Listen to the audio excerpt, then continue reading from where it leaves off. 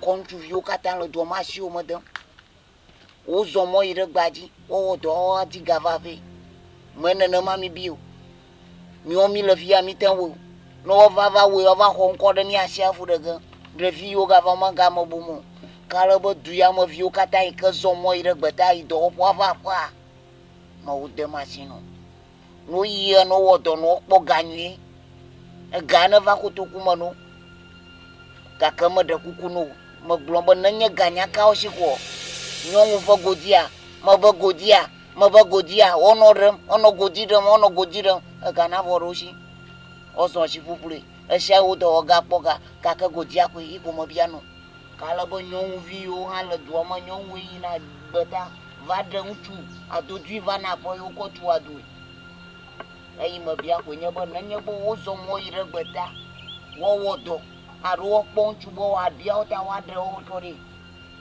menona ha gake no nya di ahiãwo be yewo bia be wɔɖe wo kɔ ahiã nya va me kɔ ahamumu ne dzɔ gɔme ne ʋe kɔŋkɔ ɖeɖe ame aɖe nui kura wòtu ta kɔ ɖe anyigba wo dometɔ ɖe lia afɔ me kura ne mu abe alegeli ene ne mu kpasakpasa megakpɔ mɔ kura eɖewo li kura ne wova ne wònye president kura wònye hã ne wova ne mu ale gbegbe be woade ɖe trɔki dzi wɔnɔ hehem yi ko mebia gogomligo menya woe egalé ze ne ze la esetɔwo lena ze na bladzi ne wòanɔ wɔgbe na mɔ egbe ma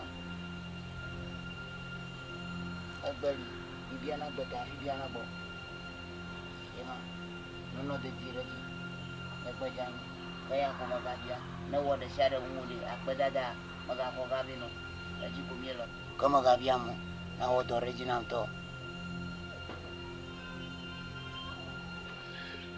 ŋutsi mo fana bɔ be tɔkoe gbɔgbɔ xixo tɔgbi kuve dzukulu ma dzatro kpadzakpa wu ɖe kpɔtɔ ɖe kpakpakoe me yiwo kekekeŋ ɖekadziwo katã mele du ya me ko wobe yiwo sese yiwo nye kaletɔ le xexea me woayi du gama gbɔ kɔa ava nɔ mia ŋkume kpɔma meŋewo kekeŋ ŋe mi keke kɔ ɖi kekeŋ budo gbada anyigba memu na ha ɖekadzeviwo le du ya me wobe yiwo amu aha tugbedzeviwo le du ya me wobe yiwo amu aha no mu aha ɖe ŋewo kɔ ɖi ne fɔtɔwo kekekeŋ mefɔtɔ meŋe mi kekekeŋ tumi kɔ ɖi me ɖe anɔ fi ɖe akɔ ŋku dze be akpɔ miawo le xexea me kɔ ŋku dze be akpɔ le gbegbo ya ŋgɔa metsɔe gbodogodogodogodo agbeme ma nyo ne kpɔ gbeɖegbeɖe o agbeme ma nyo ne kpɔ gbeɖegbeɖe o megble meka ɖe dzi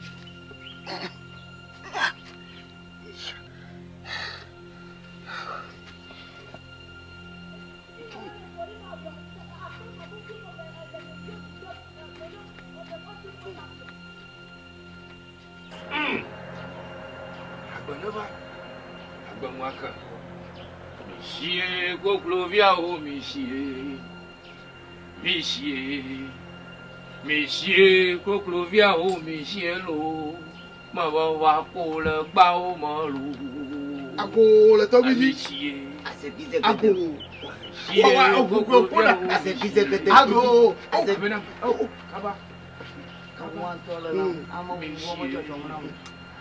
Michie Goglovia o Michie lo ma wa ko le gba o mo Michie Goglovia o Michie Goglovia o Michie lo ma wa ko le gba o mo Tọ́jú náà yẹ́ mi. Agugo ẹ̀ lè kóra. Ẹ̀múlẹ́dọ̀.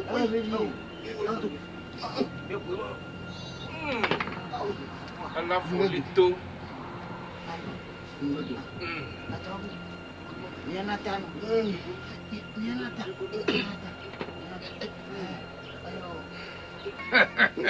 Àwọn kò lè gbá ọmọ lọ́wọ́ kò lè gbá ọmọ. Yàmẹ́tí o, mi àwọn èso. Àmẹ́tí o bẹ mi nyà náà kàkà mi gà bíà náà. Ẹ̀yẹ nkùn náà, bẹ mi gà bà bẹ́ẹ̀ máa kẹ́. Alàbọ̀ náà ń ṣàwìn mi bí akwa. Tọ́gbí o, owó náà mi hó. Eke jọ fún mi àrà sí tọ́gbí o ń ṣíre. Ní wọ́n kọ ya vi o. nkatutu oganye jimila kwibile na masa ayo tobie wela ngona machichao ta ina nyasa ko oro tobio bo ba mi va via mi son revendu aka wo wela gbo tobio wela gbo o nchi ko mi ami la gbero ta fe ama mi pa fo mi ta mi va revendu kro e pa fo jeniela ga ha pere nde de ko mi va ba mi akpo be de mu yo kata mi gbonde wo le te pepe bia ne de vi o yi duga mo gbova ko amanku mo pon yi ne na di ji poto o do motor ka ma ga pongo yi le du kwa yamu ni ta mi va fiero ya ko parenti de yemala anya laima review va via ko va yimre o maga mi amachi chi o bumbre de kamu annami mu no cho dugo digo o hidara mo fiji ako beliti blaji ava yono no pomi va yinko o anya ka yefu gbada lo shi ono do banka ka ya wo kolonya yo yefu banka technology miama ya yo chuma ye ya bo yi yo vai akolo ya mi jiwa mi afia obore mi ama chichi mono na nyire de vio pona garodi rota ya mi na mi alo kulu na blasi lo nchina mi so ko review no mpona mi ko va mi akpoma bo bijira la over ime nene mai alaba ne di yo poto ba susu ba ne do ji poto kra no yi jugamere nse o kora tu ajugama gbona ba na pa ya mi on ne ti on wa apo musa le fufu na jugama to u du motor ka maka ponga ngogbe yi yo mi akpore azewuze atogbo poni le make no via uga yita mi le boro yo mada kpara mi anya he mi kovia kachanya onya na togyo kachanya onya no agu fisiere kunya tamigavon amachio banatare avima se tonwa waka tone kemete duamo no gare le revivi show na va blali remienwo ne revi poga kwa eba machie majagbala so ko mi oro mi va su bo bijira la na fe ba amachichie ye va trozu yakama ne revi poga e malo amigavon enya mi kata mi shiola togbioli jigbioli amachichio ba vi ma se tongure amoka kwa to ne bum akpa muleto muleto kaka sia mo ti de kokaka ne ko mo gbera ala ba bien aba ko la ba o malo oni he furem na o ababa de ya to fo nya to wulo na wo mi va ma to china ya na ma yin ko de jo no ku ma yin ma redu e ku bala ku ko ba ko bo ma je lo ki ma so e ku nya ma la do ko mo ga ba ko bo ya gbagba grimenyo gbagba grinu fo wala ma gbagba grimenyo gbagba grinu ta selama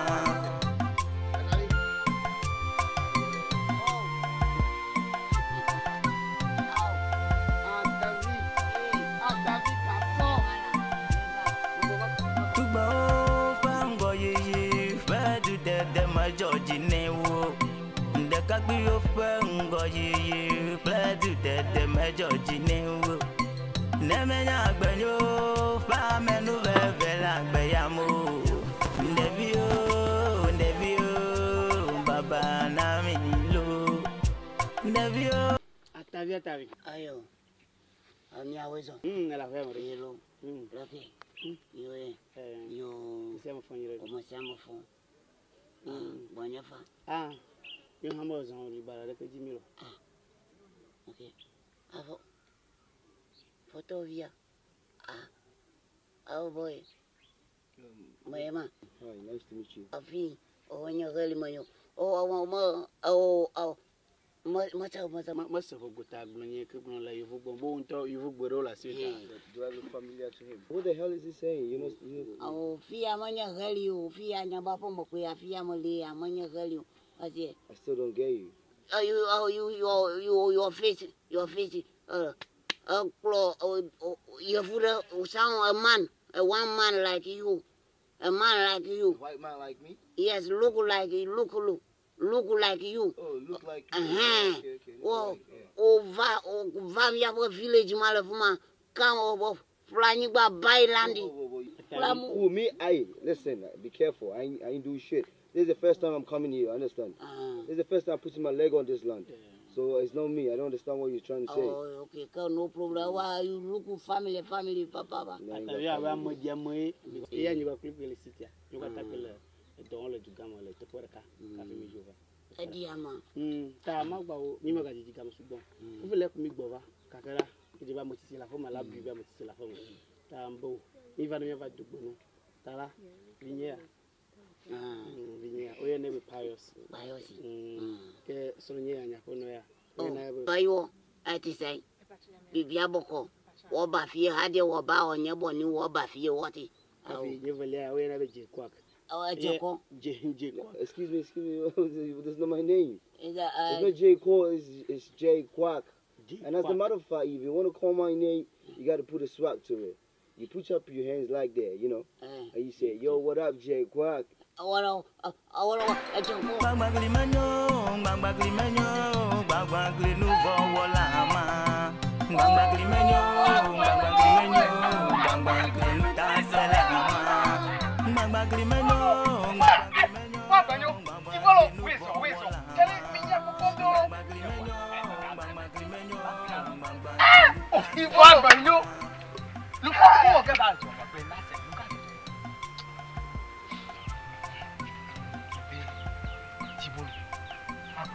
my baby. They can't let it be. Now they come up home. What's the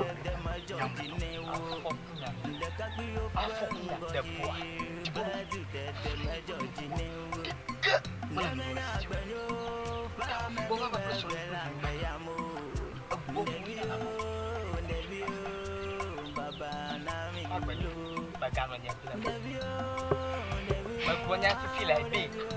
Amesi subina la gramone ozi kota. Monota mo fi ale ma o ka ba bola tugama. E bi afokunya la kopieti.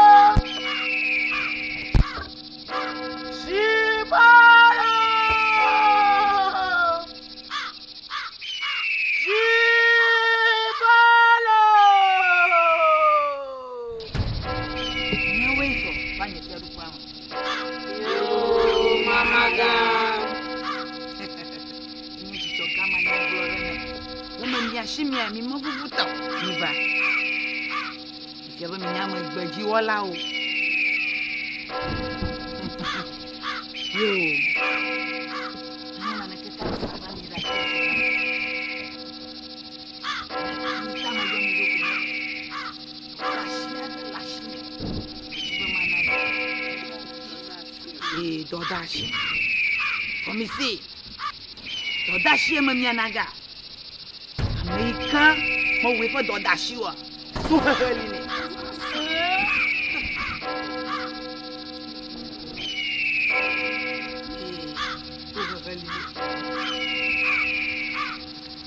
Wachua. Eka wo Dodashi ya. Aleka magia. Mo heli ni la konya. Enye, no magano mawa mola. Let me papa, chinabi anunya challenge. So, agomadi. Look at my banana now. Oh, look at the banana popo. Look at the banana popo. Look at the banana popo. Did you learn your name? You don't know? Akema, it's a bird, it's a wizard. Anyo. Hey, Sauza. Ameka wo do da shi anwe. Akpogo mama. Nya do da shi kama mama na mi.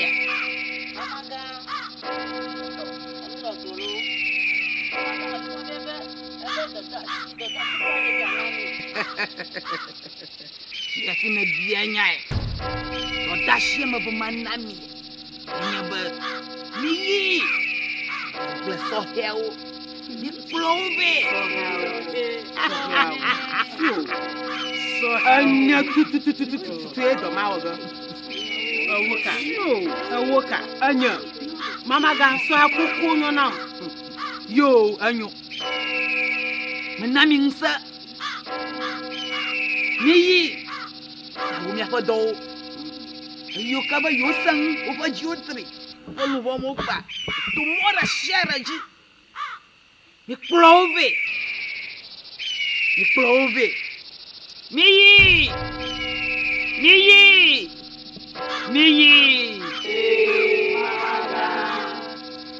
Mamaga. Onodo. Mamaga wa na bia ba eso yo tu shi bona papa hare. Na to alo kokole sia ma. Ajo kata. Nyong ben kusia. Ajo. Na minsa. Miyi. So he obi. Miglau. Miyi.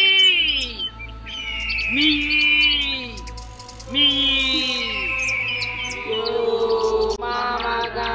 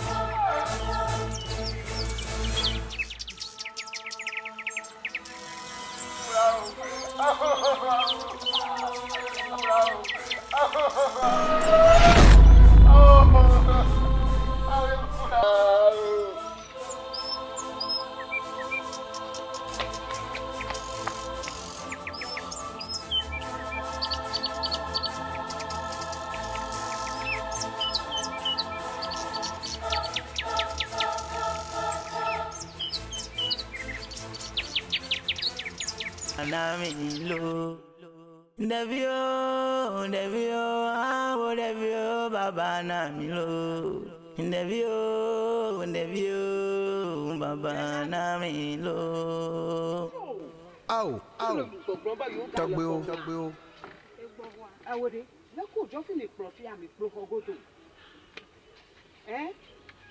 Ino popo nwie lo. O ha la ko mo po yo nkumara. Hai na ko sikide na ma no ni. Magbo.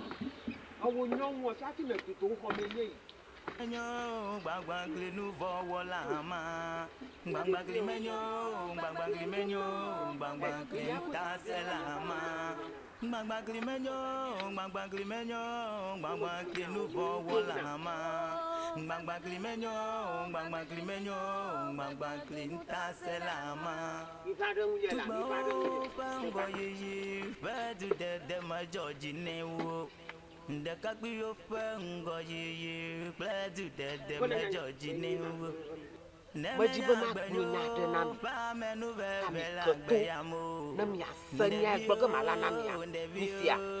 Baba Namilo. And I never Majiba Baba Namilo. Yasu, Lamiashi, Yamava, Yama. Nimya ko kwanti chiwo nimya ko ina mamaga plus tu bago makpokwe glomo la mi akwe nimya no kokofwa mi senya Minya sana. Yemi mate choke mi E kwa melenchi. Ina mi la fukwe malea. Minya ba nuva ba fatula. Yema. Sro delegama. Au blemi didegia. Tani makwa ko tini na mali. Tani ni makwa kwa. Blawo sugana. Mi ha wose mi ha na. Agbenyo. Dibolo. Apoda. Mbavon. Awe mulo. Togbo le mi ba fo wa pom. Wa hona mi godo. Baba.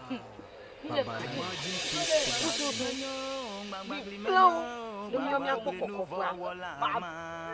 Na trisesi Danyema. mi show. Manya nyejimia. Anya jimie.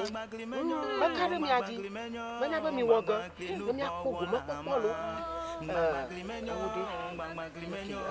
Awinya devia. Devia no na. Akuna ne po. Chocho na akuna ne po ne ya. Ebi.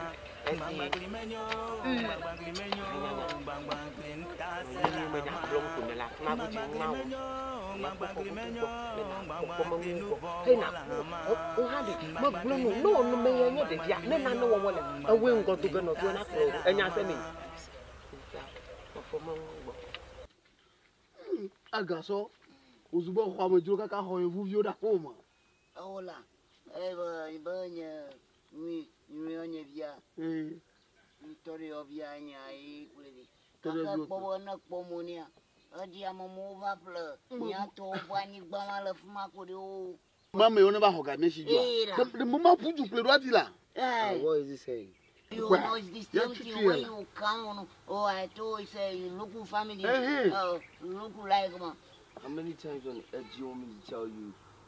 I'm not that dude. I'm here. Asimi la.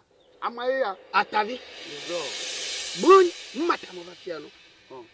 Ko ganye nam. Atavi mo ba ko ganye nam. Ko ganye nam, ko ganye nam. Mo je bona no funa kula ko nye ko ganam. Atavi ga kuwe mo do da ko ko nam. Amodo mo iva gabia mo la. Maka gbolo na no. Ko ganam. Ko ganam. Na nya na vo. You your friend talk to me. I'm here. Kogana. Yes, you want to go here. Morning. Okay. Blene. Ma gbolo na nya nyire. Ame ala fia ko ta parka mo sabobo. Itamo va pleno. E matera se daru nye pleva jwamo. Atavi mo matami va fia. Mo be konye be ganam. Ataga mi ba no. Maka kuluna no. Ataga maka kuluna no. Avo. Maka kuluna manu mo. Tavi konye be ganam. Na mato jupo. Ajira maka va nyokolo jupo. Your friend. My small told you. Yes. Ola gaso. Nka ba gai. Ba matuona yo.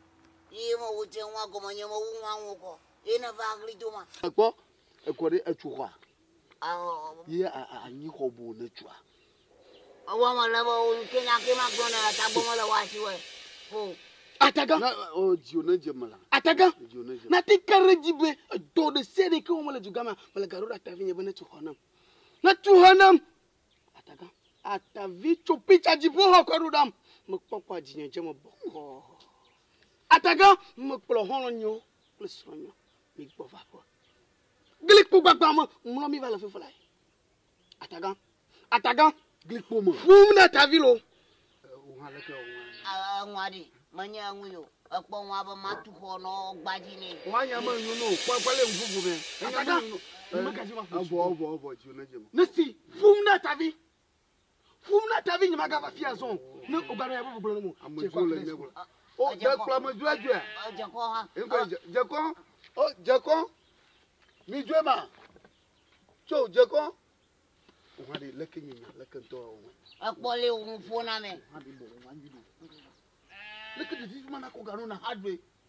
Do na ko mama duga. O ta go mala siwo. O ka jo. O ka jagere ho mo ko garo. To do manya we la fia ma do mo poga re ke de vivia ma le fia. O na po. Choro ata bo me. O no manya fafonyo. Atapuma. Anabulo. Atakokwa. Asesenya ha. Show. Bo de mo la mo se no lo. No fu ju tonji ola jan. Make ble no fafonya. me fo nya wa la via o krata po ma o subo ma so joya fo ma sen gbo wa ta fo ma subo fo nya papa tete wa tete o nya ma ka no ti o kuno fo ke ma ka fa gbo nya krata ma ka fa gbo nya zo ma ka fa gbo nya zo o nya ma ka o va da dan kulo no va via nkonya mi agbo ma la ko scooter me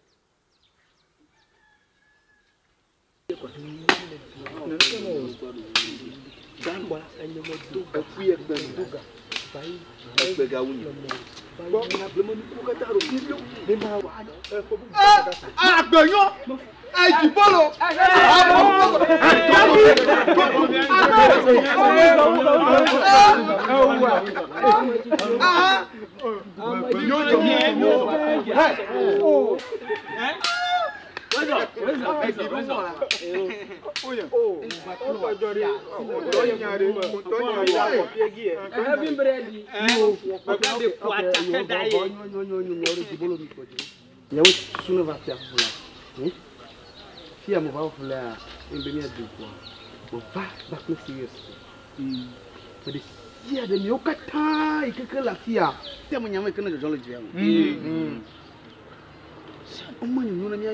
des vieux recours. Kaka mo titi obum la. Amotiti mo. Nya bodo kra fu holiday kumiva. Kaka mi metiti na mi ajo. Amokufu bo wale ti jo amo. Ya ta mutu tio. Baba de fonya. Nya ta mutu tio. Babe, akwanya kubia. Akwanya kubia. Afia le to ma kwale. Ma to na ka to kongo. Ata blo de ka kwele to me de. Anje mi ta ajo.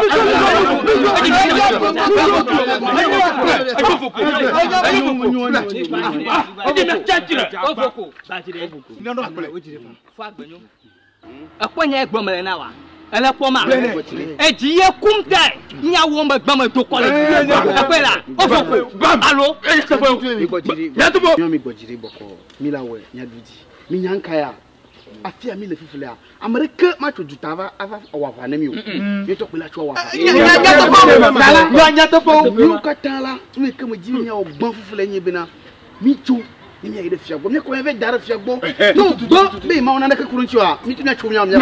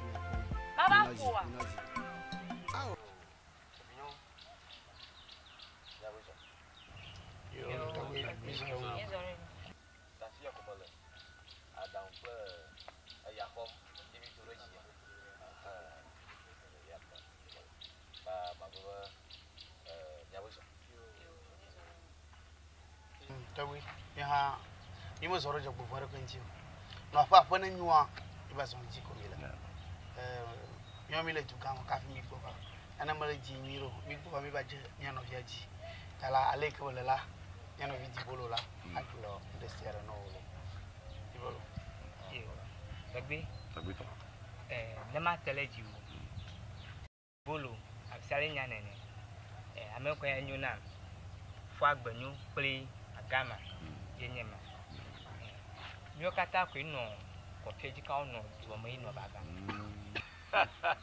ai na tama ko ma o la bodu mo ji se o okay ya ko ji ni kata ro ye gama le nyata po tavi nyenyi tavi ga sokra okay nyauzo ezoro ko togbi le wo du gama yi magbevo afoku nya ko ijojo le kofi ile ko masem nyo nga le kuku agbelo le fefie pe adi ko mi le ko masem ayi bi over madajina be ni le jojo awo fún agbenyo kwa ye nya me kwa no nye nu fleve se kwa la tobi e ba se jimi gbogbo nye ke o mo tanu agado hu ye bi no awalia awo mi atanu e azin pia no mi ekpomo e bi mi awa adahun di ne mi aba gbo mi akọ adahun e bo be nya kara so agbo na mi ha tobi mi de kuku ye ta ku mi da alo ya tobi enya pepe ku mi vele agbo tobi po mi le tukama le do nui ke le yi vi ala moko nu si anu ku ba tro tobi emi wale awo emi o okay na gbemo nyode afọ vana ye ba people ye to pa dumede ye ba jase anya ti do mi awo ka ka tobi ba vai ken ba fia nu ya pon va la tobi mo nyo no popo afọ kunya son tobi mo nyo no popo kro emi anyi de ka ko fi mi ano tuma ko no no ji male kwa ya te wa chu awon na ka chu wa ka mo nyo ala ba mi o ye duo mi ya to duye do ta ni place le mo gbeda e we kemi na ka omo e ma ta bi no e ta una inde o do ku na kuro nya do la bo ala ke nyode na o do chu na mi ita na lo funa tobi magani mi abo ju kamo fo nyawo ne mi fu ko mi na si de tobi gbe mi ba ta magana si do tobi go mo na no na mi tobi gbo ba to ju kamo fa gbe no ko va fo yo tobi me ko ko choi dia ye to maga ko ni be tobi atavinya gaso mo jo mo dugara tavi no vigne di bolo kwa po nyankuro e vi mo plana ro kwa po hatari kafi mo jo tobi ni ma blo mo boba vula di mo va kona no ka ke mo le dugama atavi gaso cho picture de photo di fo ko tu de di ko do damo bo o atavi le don nya te po mo dugara tobi mo boba vula ate akarjibe ho bagba mai ka tonye plano nyo funo ka mo jua ogba mama yime ka plo sronya amro wo vi bluvio mo se bo chon ka plova plovi nyami vati ho bagba mo gbato mpanya mo bono hanye voler ka hono nyere ka plombu ichani hajila yo vodi ya no vu yo varva agya tami ko ta ko ni ha plombu va to gui mpanya penanya de kuku to gui me jibe mo de plo ni bi me gbula so dire wanya so le bi gbula le ta mi de kuku wona na ni to bi mi de kuku agbanya jan tagbi tia malasia kuna manyan chora story manyo tia malasia ko ma kum chu hamaro adon hamo mora na miuri lake tagbi lake ojojo mi do ha wona no vire nan kana nyama na marem ko kana nyama vo ha tagbi tia ni la sia ni fukpam ni awe nya review ojiba mi akodo edia ni obo mi ba to yim ka tagbi yimemi la ro ba mi mi le tagbi na matro shinya nchi na mi ka ba ka kana kpoko ojo ka tagba ojo gba gbange ni o maro na mi jo mi ga chigbe mi ga gboga ba mo nto krazon tagbi gba da kuku no ja gba na wona na chonchi na mi ape ayo basi mi ke jo ko fiaba na tare ya banya wato chogare po ba je ga mena tagbi ka baba kle bogare ma ko daran kuma di nya kwa fo kanyara da mashi daga nya jiko afo daga ru da jina ga ba mi jina ga pu mi kro ami aba me ho jina ga pu mi mi da unre fo ya ape ke nya biomo biage ape ayo basi mi ke joko fiaba na tare ya banya chocolate. Po papa jaga mena tobi ka babak le pogan. Sama po dalam kumadi. Nya kwa fo kanyara la.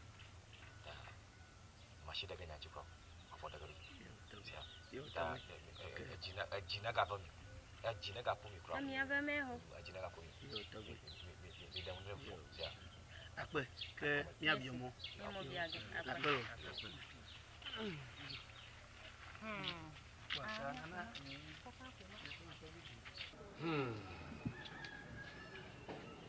Amachia. Bonyafa. Awela foji. Manyanaleku. Chichuba natari. Kishi, no twago ndokuchu. Afu wa dogo ndokuchu ari. Ana le yomre. Akba. Yenya ba. Lando jiyin. Na mnyaba kopo yamo. Anya tobi, ni mago masama. Ni aman nonyi na ngona bula fiu. Ye ma dafo. Ma va gbo. Ma biam. Ba ala kejo nguji mana mai ka ba gomo masa to yo iba foji kuma na masito gbo wanya ba do gbo bo masito nto gbo Towi madakpa unto ala foyaji anya glom na le fifi la fia anya nya ke furam na nyanto obo boko e ke no na duma be shagba anolido edu gbagbangelo yo le du ma be gbe ke duma ma gba edu gbagbanga ye ha wonka ele du ma ala ba ma won ko mo troshi anwon chi o tanwo furam na nyanto ha furam na vodo anya plomi roje ukaka kaka oyinglema oma popo nyare kana mu fie ma la fifi la fie na ma ba nyare la shinye fifi la fie mate gblocho nie kaji yimu ka pasai dolele va twate seka mu wumba hat kaka una ka koba me kula fi kaka una ka ko me kula fi la kajo no yigbejo mo gbogbo mo do mo nyonyo mo kata afuram na mi kata kaka ya mi atroshinchi kaka na vudu mo fonwo na kama la shinye matembo gbogbo ta kuku la ma mara kuku na bo wo gbojiri vie o yinglema majijiko o trogava no va kori enya shaye ko choko okoko chumle mo va kwa managa waso o tonasi neyin ko na mi awo chunji kwa yawe mara kuku na aboko bagbak ku abama to gbori alumi to gbori ko isere gakama afnya senchirodo ikwe mama glono amo vodu ma nyai no wo mo fonwo na na kama shinye kama temblago inshallah da jira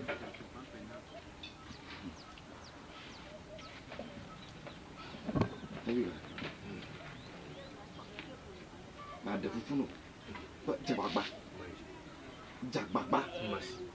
jagbagba nam amako na tumo fafade na fa na manya na ma ontonya ni mate ejima ji no go o ha mate fi amago o na de fe mare etamara ku jabana na ka tamile drogo na fonklo masi no fon kama kama biaga amojina ko kale ku na masa ko no fon kwa ankonye sele bo famali mojina ko ba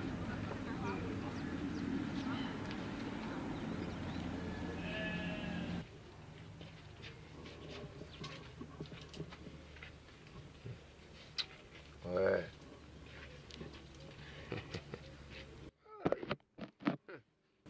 le vieux nanya le fumago ji ba mato moreji agbozu momoji mato alo mato aflawo moji mo gbegbe gblem na mo nyi nke jojomu mio mia no fie goji ano gbedom ta no yove po mo ko sho gama va ko ve kwa obo mio ni mo wo do e vi poga e ba mo chichi ya kamonye na mo chichi gbedom a ye ha no fuma goji ano gbegbe tra o do ranchi de kaji o le duyama bo wo poga le duyama oh gbere o de vivi suya ko ni cho lo kunyo re jipi ma ji ko le fie ko ji ba afia mo do ke ma o ma to mo re ji agbozuma mo alo aflawo mo gbegbeglem na o mo po na na ka re ko mo li chi o te vie na nya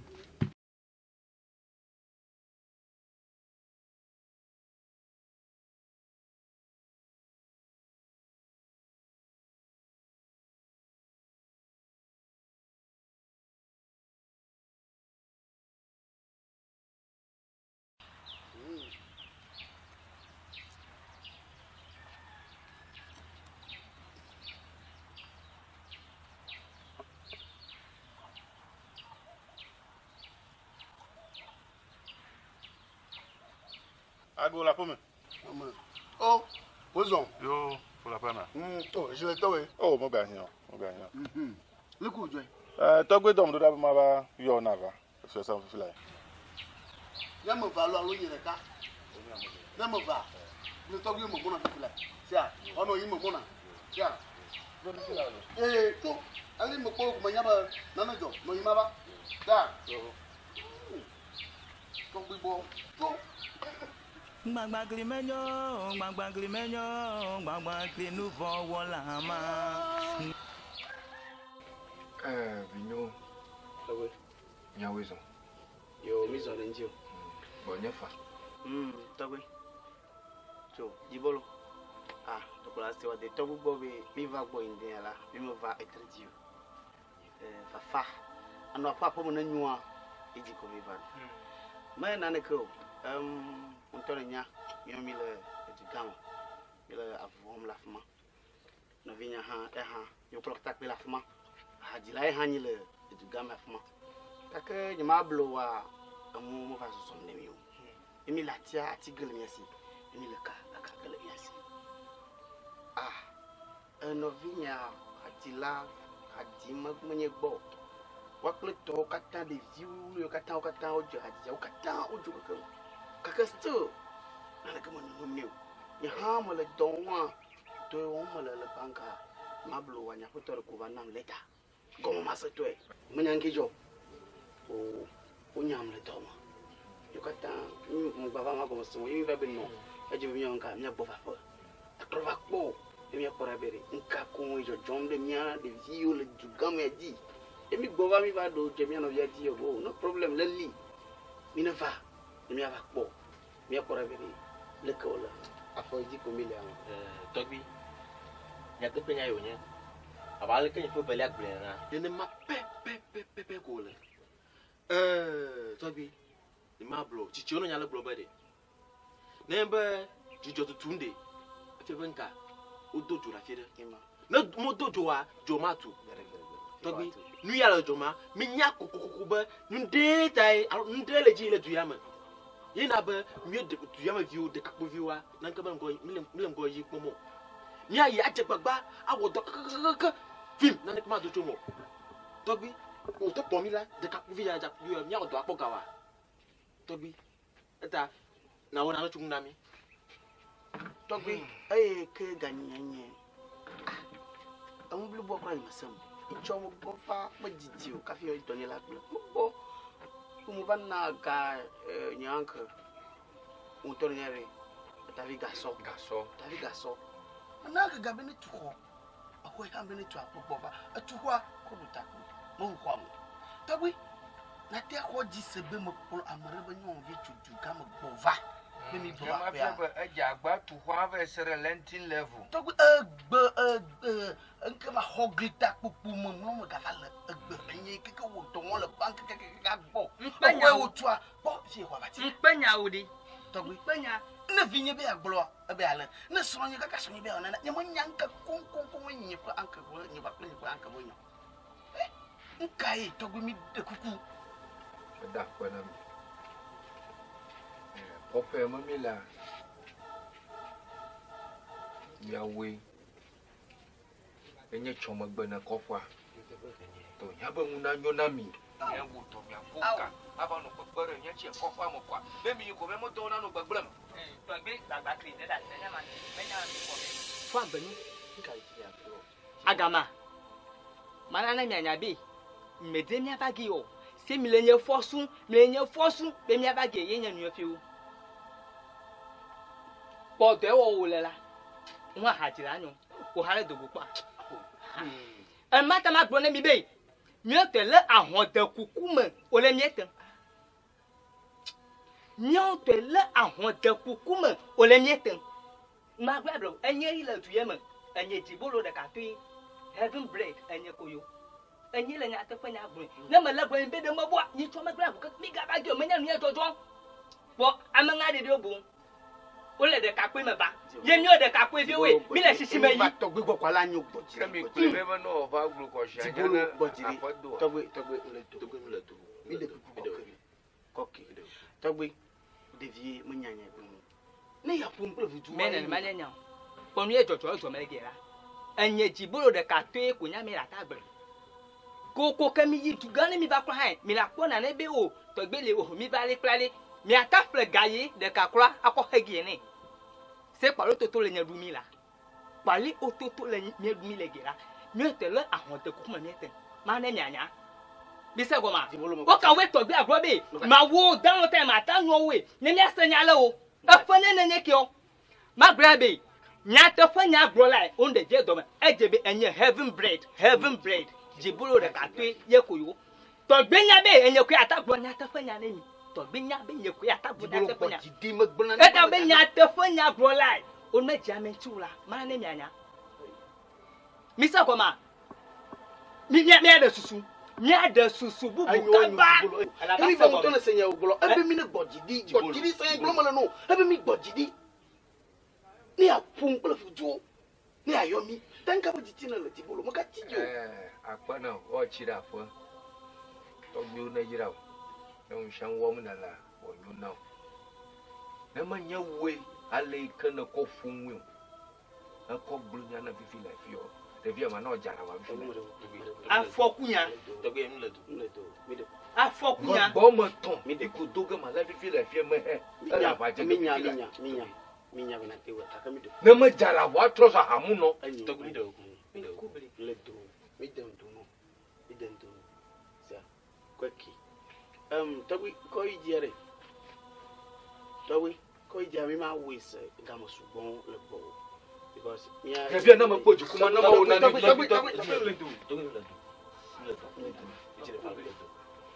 ni na tetrema na dodoma afiona ni fie a trozu mum fifi la fie eto bo fi la tenkon habam mi le cruji togbe ni de kuku togbe mi ma we gamle mo kama vie na nya ko habam mo nyama kama vie nya mekejo fike na to no togbe ayo mi ở chỗ chị Nam Nam và một chỗ nhà đi chỗ chủ nhân ở chỗ chị Nam và anh ấy cái bị đạp mồm yêu quý mà anh nhạc việc của nhà bơ ở chủ chạp của anh như vậy anh đâu chi lần có mà nhà tôi vẫn tôi đang tìm cô anh nhà cô mà là nhà cô mà là nhà tôi phụ của anh mà bận nhiều của nam mà chị ở lồng nhỉ bau majon nama ko darum kumunan na nyagara otogbiji na ni abie ba afoko nyamiada nko nyamiawo na si to ko bia ko nyada fo nya to jure nyam tu fafa ataba nya fafa ayo foye gaso ko segana togbia ba togbia inchi ko nyo amila na togbi maliwa nyo hani maliwa eyeli nyo ami anya ma ko vi anya vi pire kwe na do gle na asrafo ba na ba gle nya fa mo kwa na le pire enwo nye jojo la kata mi po dana nwa nye gegere kuno gaji na nya na liwa ya kpo ga glo ni na nwi le mi awokwa do mana fa sia sina to bia to bi nya la ma nyeche agba fon glo ba nya ma manye problem da ko ale ne glo na mi ko nya mi ga gegere afma abuta mo chonja ale ko nye ko ni ga gegere ju sia yo na sina to bia manya jijire ke sia apa kanya ko mo gbera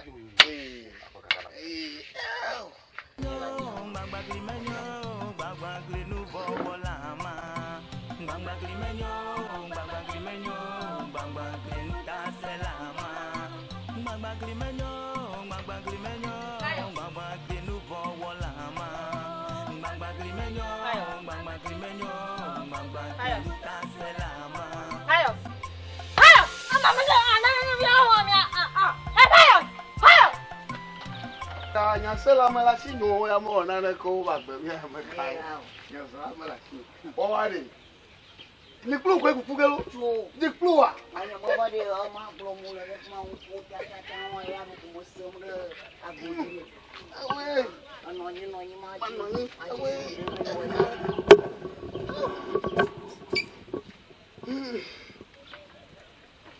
oh pe mu ya maka ya to la mala sinyo ya mo na na ko ba gbe mu ya maka ya sela mala sinyo ona na ko ba gbe wo bele wulo ya to la mala sinyo mo na na ko ba gbe mu lo ya sela mala sinyo ya mo na ko yes pa mo benade oh majanyi majanyi kule leke agbabodo ayo gaso enya ma to bi agbon ni mi wo ma suzuki la sio agbafon ago banya yema oglo ma ba masi me ko mi se ami anya sela ko mi ta ma ko ba do ko mi bloga ni ba mi anya na ga ikanya koba nya ko na no nya ko nwa we koba ma manye ngunyo poga vi o so fi ko poga la mo pogo cha galesia o cho ga Malaysia ta mwini ya ko nya ba iga manya ba le shoko ko mi bloga ni ba kana kanyi gbado na miadra ya koko we ta mi nya na nyi gba ho ma da ba togodo amowo na mi nya na togodo amowo mi ajra koko mi akoko apowo boy ta no da sireji ko yiko ga mi avo po gajeji na banyi gba mali kwa anya nelia yiko gali avo po gajeji ngeseru anwan tokra manano chibumde makpobo afia akukudi mola mo togbia kukudi mola jodi ku nyasa yo glam kren manya la ola ni ko rosi aji ori uri afia kaga ko di mo vala aro po yevu bo dololo ma boda do kama oba eti ayivia do tadegi do tadegi ma nwi na ku dikanaku amajo no kudi vota na lololo ni ono ta vuvun le ba amia gem kaka ba tagbo yi ni yo sha okay mengu yodumu la ye yodumu la ye mia yo dira ko mia ba wo ngui mia do bia no nye bia ga mo nye bia de bonola o yo ko le agaso ayu wa foto to la agaso gbogbo ni wa foto to fofonya ayu ba seun alo la re ma po mo gbera na kere jiyan sia na kere jiyan mala ba me wa de gbo vo e lo wa le ma togodo e omo wo no susu me no e omo wo lo yo mo wo ko ma na ngule dari ro so fika mo pa gbara lo awo wo na ko sudu ar na lo ha na ko sudu ko hni re tagbe togbe gaso Bagbakli. Toto kureke pro ya janu pe ajaja kureke pro ya janu pe aja yoro toto kureke pro ya janu pe ajaja kureke pro ya janu pe aja yoro Bebe yo ma chokola Bangbaki. Na pola toto mo ha, ani bakto mo ha, geke na koko. Banku na. Dibolo. Ingbavon. Toto kureke po mo ya janu po. Aja kureke po mo ya janu. Toto kureke po mo ya janu po. Aja kureke po mo ya janu. Aja kureke po mo ya janu. Toto kureke po.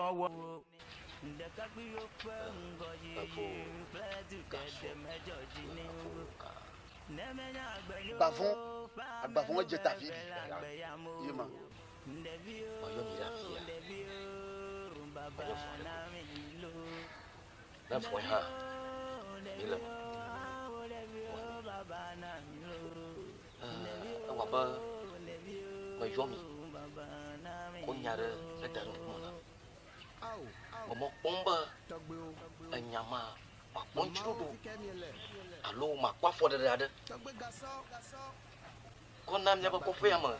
Eji mayi. Pakule be nwo manyu. Dinami le fukwe mala. Minyabe nou va fatula. Kunye. Na le ka pomo. Demibe yo ma choko. Amu manyu aji ma aji ko yimola. Ole nya pomo. An dudwa ni manya raka sam. Aw agbenyo. Dibolo. Ama chichi ma na fo. Ingbavon. Ngona gbo. Togbo le nya ba fo wa pom. Mana ma agbo ma chichi ma ama chichi ma nya ma chichi ba. Baba na Margin Films Production. Maga yomi. Ni chefia. Ma bia mi ba nkeji afokada mi la. Ni attaque mo yomi. Tawi. Manyaba. Misi. Anyamana blonania. Manyaba mnyamia yipo. Ivano nyi jojuro. Abale na den blocho nyanchi. Ina nyaba mnyawe nyadang hada kulaya. Miye yimeva nonyi. Nyaha miye bunchi. Kaka mnyawo. Nchina mimi la magbato ominya. Nushiang wika jojondo nchina mahari. Gbogbo mo yo uchuo. Afiva nchina ma. Da. Miye buta ma denglo. Miya kwa wajaba mnyaha. Nyara fo miya tere tobi unchi. Yes. Nami tere tobi unchi de. Anya ika lobo. Nya pokadi apo chidi. Nya pobo nya ke lobo. Kami ko irango. Alaba mi va noni denglo mi va we mchang va waba. Milo ma tia. Ma lomo yimo ko. Oma Andra nyima oma. Oma nyima oma. Kwada. Inyabo na minya sinya keko. Mitere tobi oji. Apo chidi apo agadi. Akpo bankila tobi obo. Nyai lobo. Nyanya fo ikani ada. Nya ada mami edima.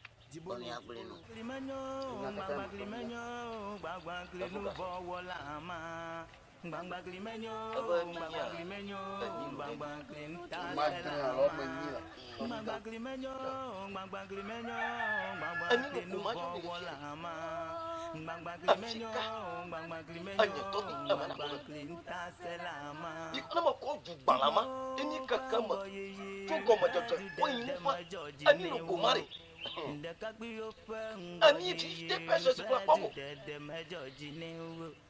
Nama tunya temannya, anu mapla.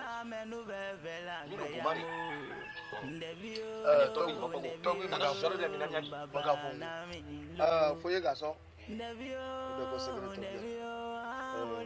Ni le tiane na bare chuko. Tobi fam. De jide na so le kwa. Tobi fam. Na mare na kamwa. Tobi e ko yona. Au. Le nyabo nya tebunga. Gama yo. Mama o fikemiele. Ala ba yima la shi ko. Mela shi ko mele to bi an. Bagbakli. Agogo ko jenami. Adugban la no ko te yo ke mo ke to go mo jeje kaka iwu ha. Mele fukwe male. Minyabe no va fatula. E to bi no mvo mo buta mo. Kuye wonya. Na nyu ade. Nemibe yo ma chokola. To bi na je yin mara. Togbo. Ole mi Anyama na ko. Ano ku. Agbenyo. Aba gabali. Amojuro baba yovo baba mo ibo baba wa ba planning ma mi ko fie ko wa tu ko gano de jomo ni mi ade meji da to bi ni je yibare ni mi ajira Tobi anyama nyachi aglo ba ko ba yi malashiyo malanya hashiyo malon hashiyo ko nya ka tada maliyo ma ta ka ya na maliyo na ko ba maliyo ani ba ala nyashi ya mi la kura ani ba ni na mi dire anyo ta ne ko ma ba nya na ni ba ba ka mi ko to do mo wo ko ai dege Kudu omo wuna minya poto kudu omo weko ukajia ba mama nya wika wonya atso na minya biroko nya kopoto gogo nya pomwira ngo utowi magayibo tukudu omo wo pe do nya beba mama o fi kele mi poga ku mi wo won we togbe gaso tukudu amo wo agokai mi jenami yemi mate choke mi on mangdo nya to do mo wa minya be no mo fatula amo bai bomu yo oge mi la bomu yo oge ni ya ke ku bo amo wala de mi apon inoji aw agbenyo Togo do amo manya ba nyama o mi blokia siapa mizim da jiwo ba na wonyo nya ba le kana yo mi ba ma cici da dan go ba mi atere yin ci nya da dan ina dere mi agwa mi ami fa bunci iya ni ba ko da re ko da ma da mizim da jiwo ba ko bare na kani ba fia miela wenye fia ikala diango na nyua fia ko yoga wala na maganyua fia ko yoga wala bole ka na buta mabuda buta mabuka kaka na wi vami daure sijia o munjaja ko nyana mashamba da kopo ya diama amashamba ko bo mtu fikenya na fine ya ndare siji kaka buta mabuka ka fia utakwe ba o kede aba jamani pato bima kede adafu loko va kede apa ameka do mai ka flash bojeto dikana kuna chona kaka manyana namo adafu namu tonto adikana kuena do ma uhona agokai mi jenami utakwe tamo bubu kwema tamo bubu mi fukwe mala na konyama togi to do mo wa do temura echo nga butamu tuku do mo wo kwa nya jira kwa mi ohun ma si a foyin ga so ni togi mi apo mo gbara mi ba ko fi ate poji dibolo si a Gbagrimenyo nu fo wala ma Gbagrimenyo nta selama togi mo ga ibola ni ba tuku do mo wa nya ko Punya lagi mori. Yo fue caso. Tagunyo. Agbon waga kan. Go. Kaka. Go. Kaka. Madogana mi di hanami. Miawenya mata polao. Na we mata pom. Na mi malio. Yo ami malio. Takana na ji manya magoma samu. Inke jofi mi jirori. Inke jofi mi mfumo namo. Anyanya mi amanku. Anya. Yekanya mi amamu. Anya fonu na mi. Yevuba spokesperson. Leko joy. Na mabienya me kwa. Mijirori. Mi mamfom na mo. Leke ma wakafi anye yinkaji yim. Hey karagba ko gafe. Hey kamara to ko gafe. No neji kuye mi bo na no neji mi ple na me. Amor shari jikatuga na ko. Mutuga nyama jujo kwa ma yenye hamalama yeduya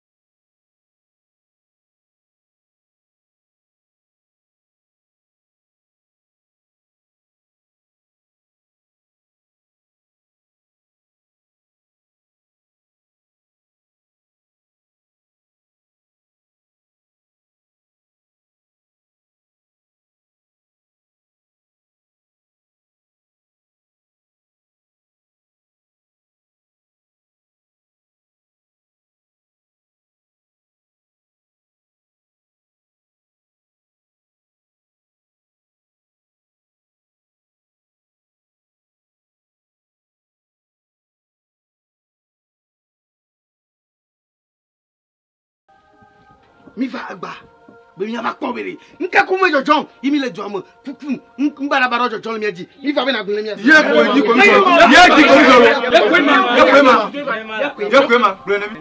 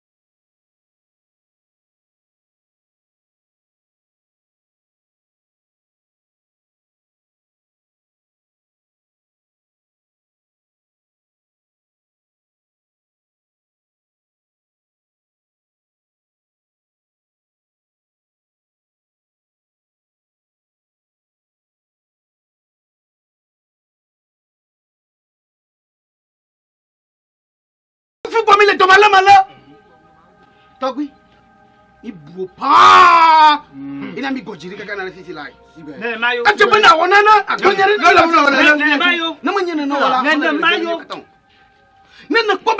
il va se voir. Vous dites que vous la on a quoi que Namomi, il avait dit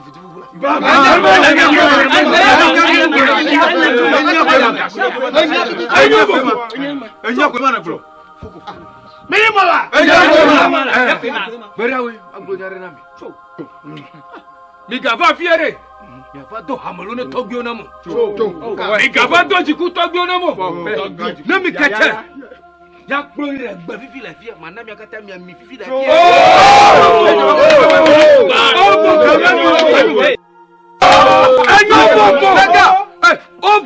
Togbe, maintenant quoi si a bi faut demi ko mi la mako ta ka fi fula maintenant quoi tobi bene fi photo be ya na ba mi yegi senya ma la gbe de mi fude fo ka fe fi ba e je be amode be mi mi azu agbe to gbegbele mi wale ale le du omo ka kan ma la faji bo fufu ya gbe yola tinu adenye ke o ba chi du omo ma bo a na ma kwa ko mi ba fi o lu ka to be Kaba, kapele zawato. Benye maburo gewa. Benye kwa mole la. Tagwi. Ibu we nye fufu. Bam. Togbi le do bon kone mi. Mi buo. Jagbapa na wona nene mi. Fufu like. Nene ba yo. Nene ma sibe fufu. Bon mo ka pe go le. Ya ko ma la wo. Buo mo. To. Ma buo mo. O togbi. Awo yo re kaje vi ho. Bono ba ko ba to hamu.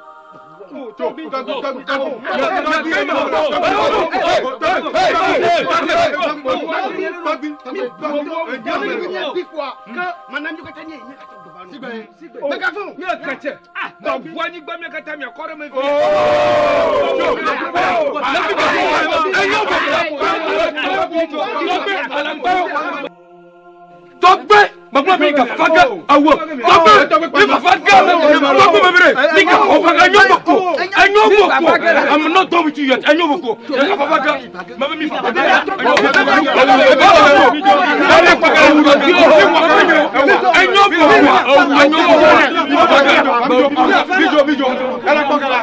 awo fokwa awo akotexia Ano sorabi abatako nyama la shubola fuma jama tetolele now. Yes. I just sit domoyo na ba pilepisia. Epilepsy. Yeah, mama kona.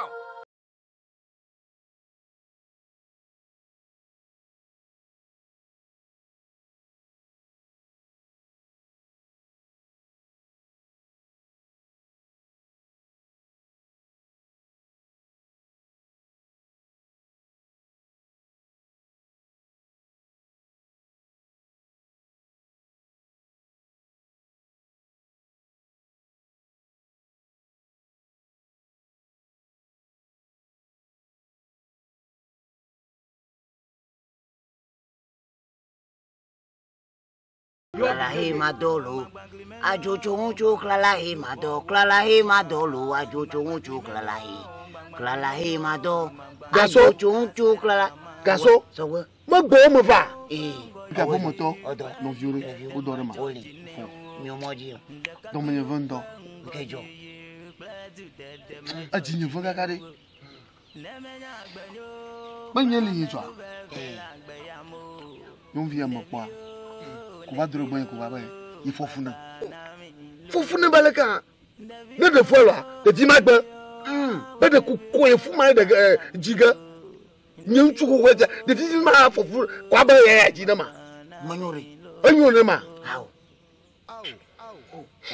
Gaso dans ma vie do. Eh, dans ma vie me lia do me. Dans ma vie me lia do. Kali, ma biao, apa nani la jafi. De vie ma ba tu là. Boko po blavo hein là. De vie ma mo po blavo. No mo po blavo ka chi, ya ba. Oh là. Ah non pas pour oublier ton mon là. Ka ya ro ba do po wa. Ni mu chu wo po po la chi ya. Po ni la chi ya. De vie ma fo funa ma. Oui, va oui ton. Manyo. De vie ma ba tu. Mais qu'on a glé ne ba na dira. Agbebe mo fada ko mo glene agbebe be ne ko ejiga da dina. Anyu ne ma. Atrito rangu. Atrito. Gbebe ma fuda ko. De dia do jiku na ndo. No nyumaru kuna ada berani. Ada berani. Ka biya. Na ada berani. Madi mo. Adira mo. Ko vo nyama pa. Apa ko nyama. Be wi pa ko ja. Vo. Mo da shiri nyama ji. Akwe. Mutu na nya. E mala. Je di ba sanya ko be. Bi bi da kwa. Afo. Afo mu shan pa. Ma panya. Wala ma gle ni ba. Le mo fu ada ko wa. Yema. Okay. Mi o nye ke yin to na se ko. Afo. Ma da kwa. Asia. Sia. Yema. Ka mo ma dolo. Ajo chou ju yo kala me ba chi pa. Kala e ma dolo ajo chou. Ma si jogo, ma ko mo gbera sia. Anyan Tony Valley hanka ka ma gode. Wonderful. Ago kai mi jenami. Yemi mate choke mi o. Inami le fukwe malea. Mi nyabe nu vamba fetula. Kuye wonye. Agbenyo. Mi be yo ma choke wala. Fonu nu bronyale ni. Ole mi apom. Minoji. Aw agbenyo. Dibolo. Glimenyo gbagba glenu fọwọ́ la ma. Dibolo. Gbagba glimenyo gbagba glenu tasẹ̀ la ma. Ngi akun dojo le fi ade. Denle sama. Dibolo. Dibolo ka de ya boko ya nyanane. Kudumi ne le jin la igba eje wa. Bolo ka mi ti ko fa mara. Dibolo.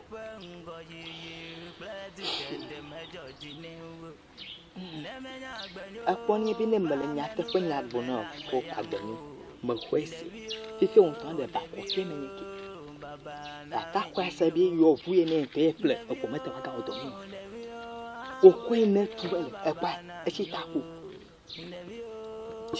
bokɔma ame vɔɖiwo me gbɔgblɔ na be ye le nufiwo katã wo da megbe na ame tsitsi ma kan ma fi wo dzɔdzɔ wɔla be ame tsitsiwo boŋ wole ɖevi me ba ye mío ɖeviwo boŋ mi le tsitsi me yi ata xɔe sa. Dibolo. Gakuku mu se me atavi. Bene ko to ko fi ko faru da. O kwa ma ti mo gbe do fi mo do fi ko. Ne mo kula atavi la bin ka jo ni mo vale do ko yi ko ma. Vinye vitukua ne mo nyanka ko ni problem no akwa atavi o. De ka atavi la be devia mo nyolo. To ni wife wo so ni mo nyolo. Mo nyanka ko atavi. Boko mam atavi tu da kwa mo gbe. Mo dole te krapo. Dibolo te bi be nyi me ga go to city. Go to du gam ga vale nwi am afia be mo vale kom. Fa agbenyu. Menye atajo susu yo. Bokɔma le vekle sa le tetemie katã le gbãgbɔɖi gã srɔ̃ wòli. O wɔ kple ɖevia do anunya ti koko la yi. Bokɔma ye le vekle sa le tetemie katã mie dome ye na kɔƒe le hunya ye fofo nye. Dibolo ati kari di nyuma gbɔ gba agava nɔ afi ya. Ega gbogbo me se na davi me gbɔ ga me gava le xɔ ya me. Dibolo. Mgatiyo. Au.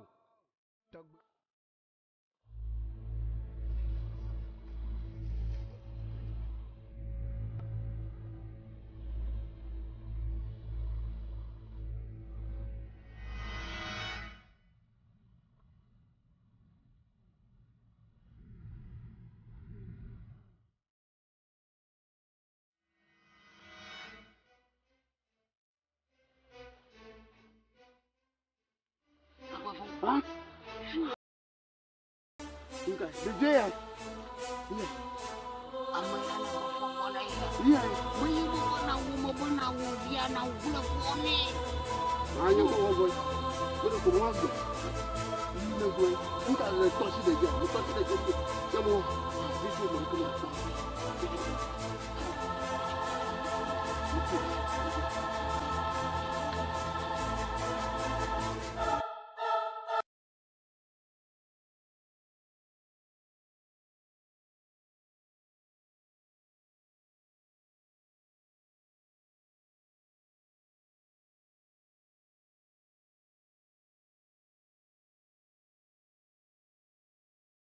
Tare mi ba kukule ukata la via mo kata kukuma.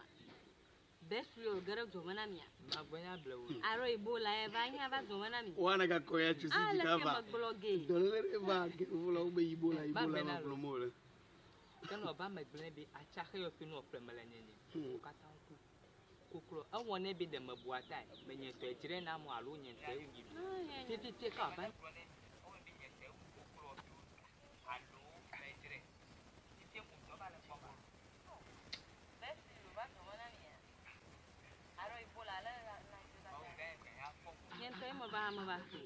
Gbangba klimenyo, gbangba klinu fọwọ́ la máa yo.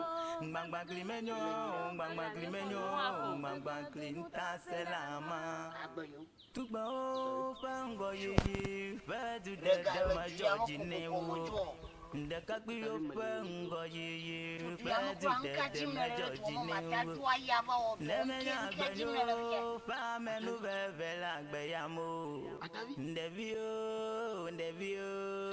baba na mi lo. Ndẹ̀bí o, baba na mi lo. Ndẹ̀bí o, baba na mi lo. Au. Togbe o. Mama o fi kẹ́ mi lẹ̀. Togbe gasọ. Gbagba kli. Ago kai mi jenami. Ye ma ti choke mi o. Ebi ejina mi la fuko maria. Kamala bona no mi de mala mi ti to ba le pon. Nunu e o gaso. O pri won ko de ama fo di tototo no ko pe na megle. Ko be nye ti bolo tanya ma nyo je mala nya se fanya abro nya de de. Ama fo di o ame to ma no we. Nya ba jina jamala. Afo ojina jamasi amaga ho na nyamaga no jikudo mo ojina jamasi ekwa gbe ya no mnera ekwa nya abro amola fia gbe libre de makani blo awu ro te do mo wona la fia awu bre de la ko wi ko na me ta yin ava va je gbo bi ya wona va zu ganja fama ya va zu ganja planta ojina fama ga ho na Mo ga tutu mo afi ni na mo de kukuro ba iko.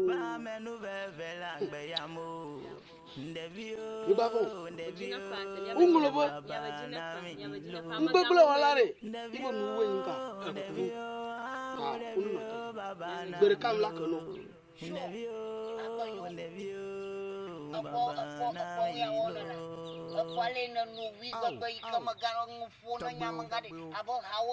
Mama o fi kẹ́ mi lẹ̀.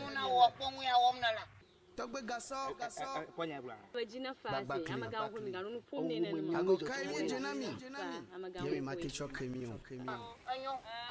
Dinami la fuko malea. Mi nyaba no vo fetula. Kuye.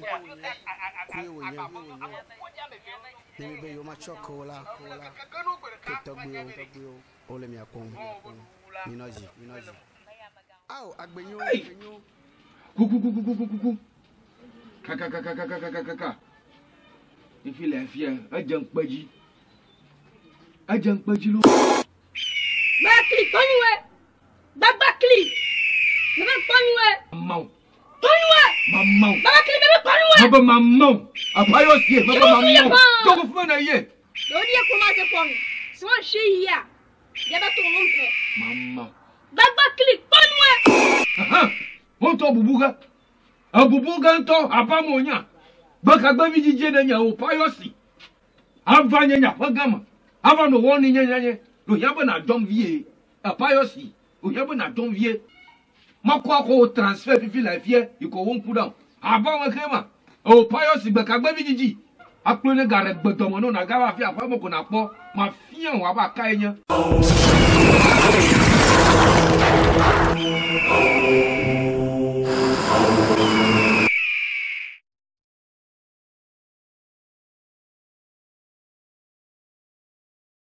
Au agbenyo.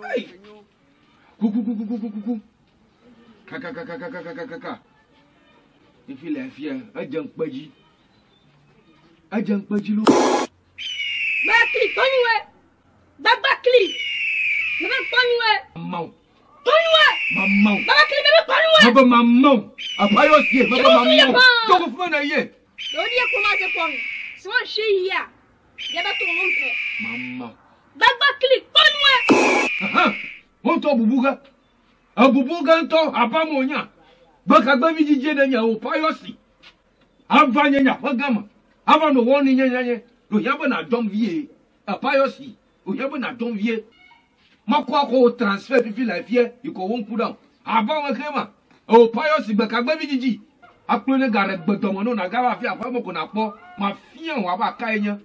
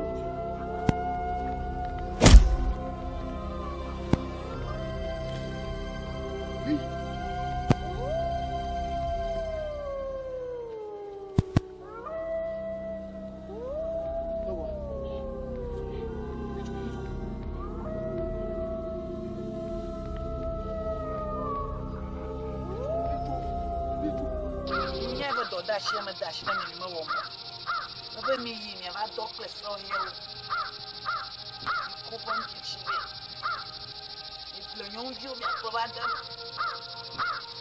igba ni mai mo mo da me o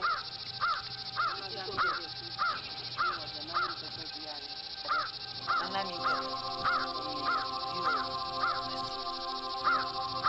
ya baba mi ko ubi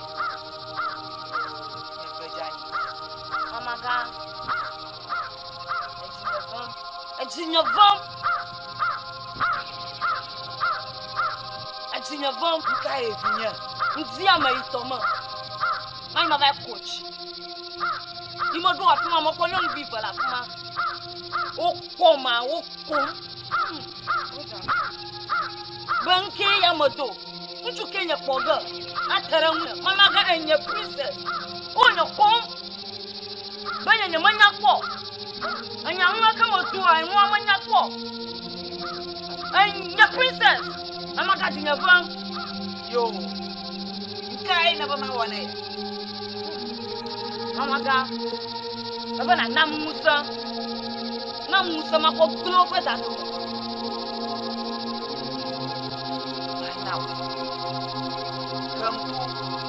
Konkunya mo.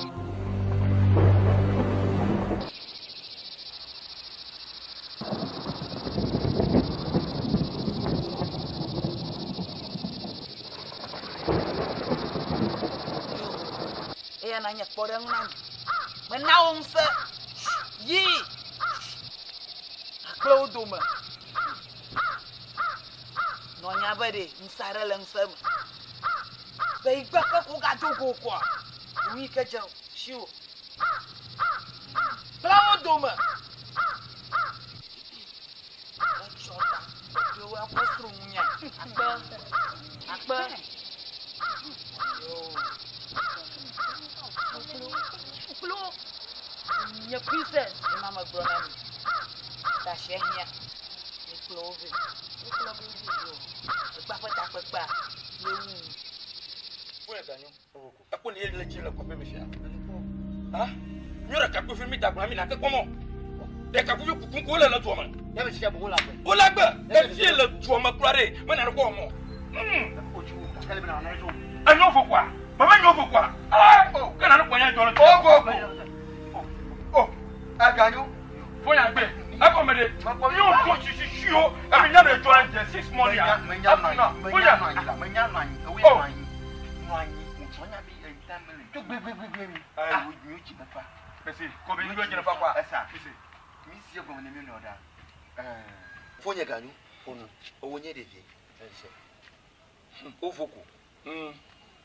Utonya, bina njole jinya, yuku. Ni makere ka jole mi amije. Yuku Bam. tinga break ase. Demayo. Yuto aminya. Demayo. Ni chome ide nya break blam. To break blam. Ah break blam. Okay. Yuto nya break blam. Eko. O ya mi o. Mi ngade o. Eko ma. O to te pe viale o bele ni wona ta to kwa jinya to viale. Bam. To mi nya le to kole jinya. Amba tanye wani gbalaji. Mazozoli mawa oreji vovome. Amba tanye wani gbalaji. Mazozoli mawa oreji vovome. Mala mo ji bi ko fon. Aba am da ko ya bi ko se pa lo mo ti ame. Mala mo ji jo ko ba ke no ku ma tunku. An me ma twale.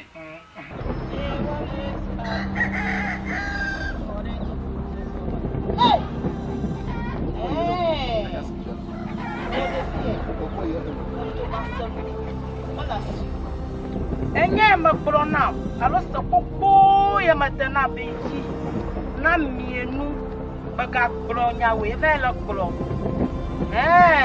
oh Foi a pelo Foi a papel. No caso. Foi a pelo. No caso. Até no duro. Foi a pelo. Foi a pelo. Foi a pelo no caso. Já sei. Aqui no caso. Foi a pelo. No caso. Até no duro. Até no duro.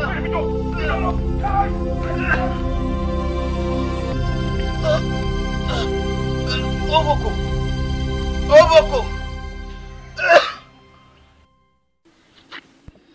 Son, you know I love you. There is this question that I'm asking you for some time now. You're not giving me the answer. Son, tell me, where did you get this power that you're using? Pius, come. You come, let me tell you something. Come. You know, listen, watch me. I love you so much. You are my only son. This village is very dangerous. Tell me, even if it is secret, trust me, I can keep it for you. Tell me where you get the power from. Please, Payo.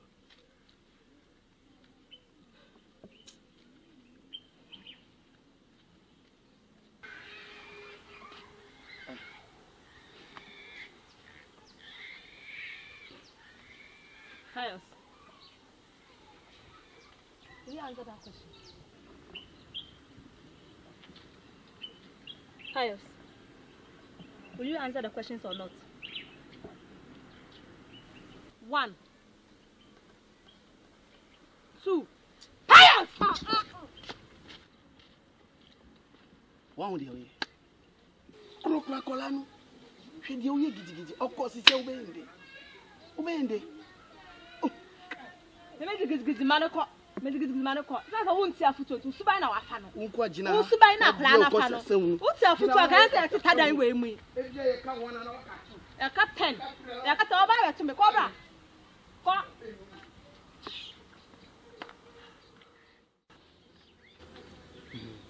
Obi mega galeji zevelia mi amesi so mi no gbogbo be na be kokoro de bele agbamanya jide kanya be agbamanya atu yevo on le mi don go va gieze kavai ekule afokunya ile jojole kopim na minya be ento ila chukpla agele enyame ne ada fofo bi alemi lawo kafe etoma nyo ha to eyi ale fi ami gala nyale kese hu ko afokunya lo ku gale ji kokoko ebe a mi la taga anu edede beto na di agole meji kamia senyalo kemie to we wododo ko ve gban kwa emi aga wododo mak emi akoba to gbegbo abakodun mebe to yin to ami ga senyalo ko di dodo kai ale ko yi to gbe ni aro ale ko da fo na mi ha yenti ko mi bala emi aga se bi ale wa allo yiko mana bro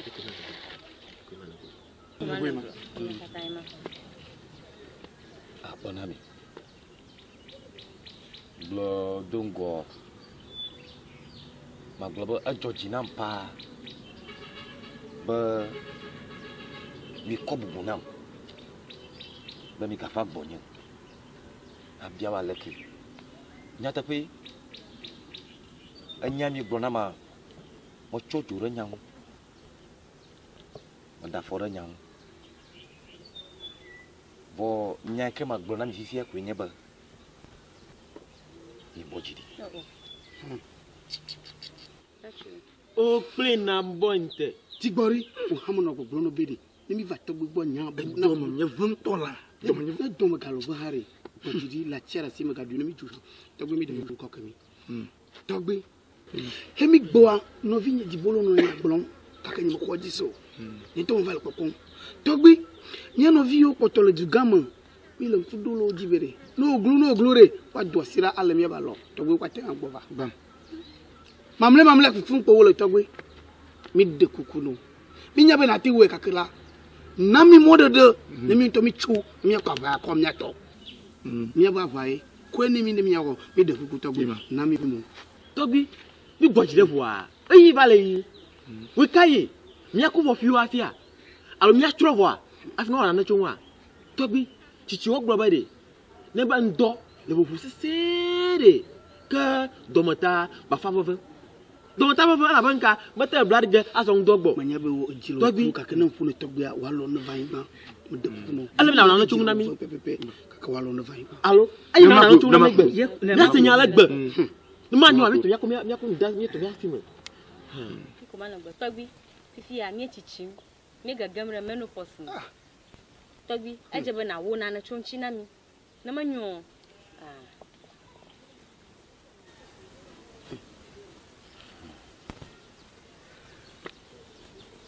Ayo. Masih ya banyak apa? Bo majibe manam ya nyaba.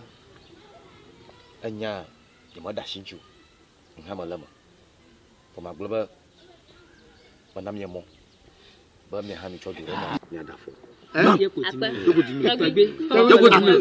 ko ma na lenu o to kuku dede me doko mi akpele nti wo e je mi o ka flan amesisho de ka ko evuye ye lo mo eta wo ko ata zo pra nya ata megbe ne mi pepelu ko mi akpele nti o tagbe kuku de mi le apega ga to me ba wo is mi ju le kala ko la ya ro ko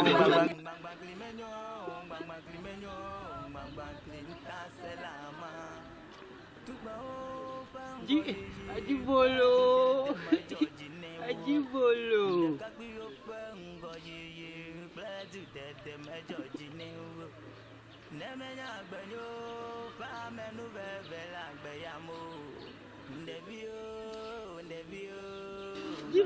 Jibolo. Basa.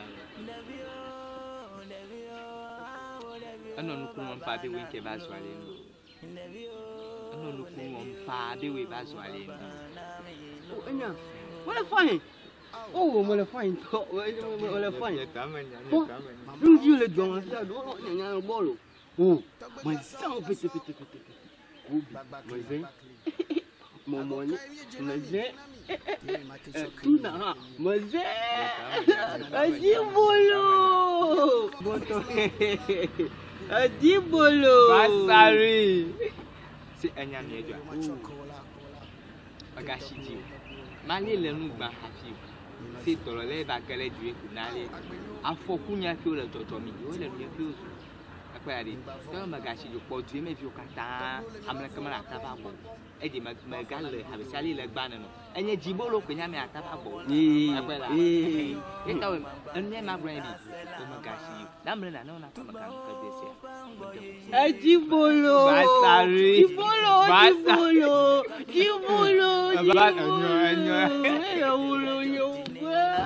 Jibolo. Basari. Bienvenue à Ozo. Non ma première fille ko nke Colombia. Yo, tagbe. Enyo yo be Jibolo. Heaven bread. Say for you be a slow pan or not to my back. But we may not like you. A la dash to be, let me a copy me. Me like the Ablegler, Bobo, Tino Latte, Nuko, Fio, and La Hala Cuckoo. And now, while for your hand not to come about over say if I then make Matamadu. Go Amagadi du Bumois, what let the Zimava, commute the Jobumois, Mila Magadi de cook Mila Comasamo. Kafunya ba ebe mi agale ji wo mi abie na neta na se nu ka kwele toto le mi kofi me ha yeta ku ba to bi oh mi ka chichi o nyo ka ta chi yim le mi fa to ma den tu mi fa ma chichi o le to ma wo afro kunya magade di kweto gbe di mo wo we nyanga di mo kweto gbe di mo mi to mi fa bo ko gbagba kia e halam hey ikubli kakra o ba yo ba ipe ni ma ba wona na tamo na ke ne mi ayin kaka togba ne mi ava na mi gbona mi kunu mi no via do ra si togbe ni atiti ka makro yo nyamachio nya we zo gbonya fa jason ko segena metia bari de kakwi yo to dugamo ta fa duamo ni manya nkaji mo nka tutu le wo unchi nkaji mo le duamo ni to mo podo wo gboma nka ko bubu ga gboma nka ko bubu ga va duamo nka ni manya doka tutu dewo to dugama fa ko kore ko fa ma fiyo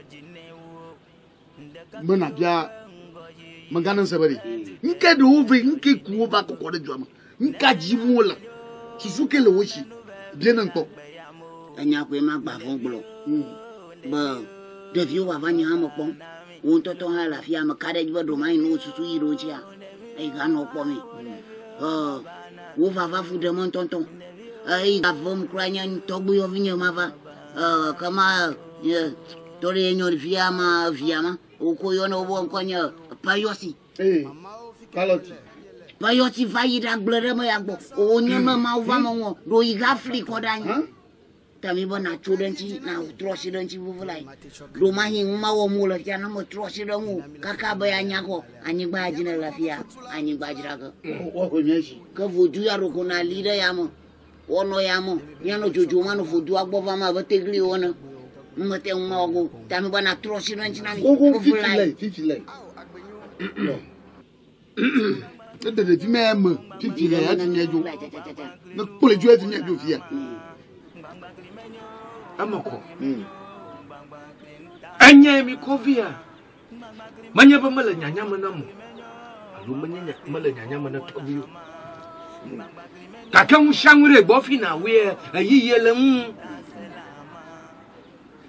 ishang bo fi na we lo yamba na gbojiri matejo chuga patakore awo mu patao na mo ponyo an blaga fi kama yabo na toga fi ma yabo na garo agagagari ma ponyo ko ka be bumo talo yaba na pomyere ta gbo fi na wona yabo na gbojiri na kajo ma gbo minye kata kakan Wisha wika wa mola.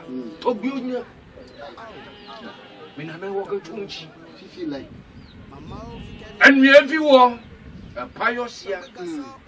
Masam kogere. Devi vishie makwa. A togbi everyone ma. A piosi ma. Nga paloti. Ava rekpena mchichio. Ava trozo homa nyantri. La khotonya ma khoma. Emela. Ali emiglie. A togbi o loreji ho. Bama wonchido. Marira pon. Kakena no lire ne tomo jajeji lo jona kaba nene mai anyonto ba won toto bi eviwo akwevi ba ma won chido amafia ba fuko pare kan magala mo ore ntondo nyi gaso vivi le mema ba won to kwevi ba mi won chido tema bo fore kamala mo do jere kunya mi wo ganao masaso adoma sasan alipo Eme amare ko jema oba ablo le gbaja. Ko fa bioji na jo mi. Ablo le gbaja. Ablo le aga jojo ga. Ablo le gbaja. Apayosi. Yikwema. Ablo e gbaja no ga fifi lai. Manya apayosi a. Odinana. Achio viga. Achio de ige fifi lai fie. Ai. Gakle gawara.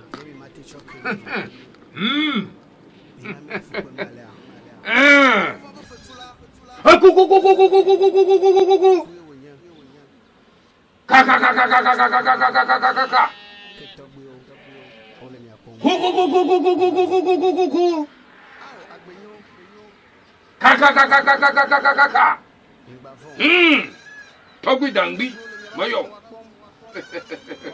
Wale oma vio mama yo. Agbotamo yazo.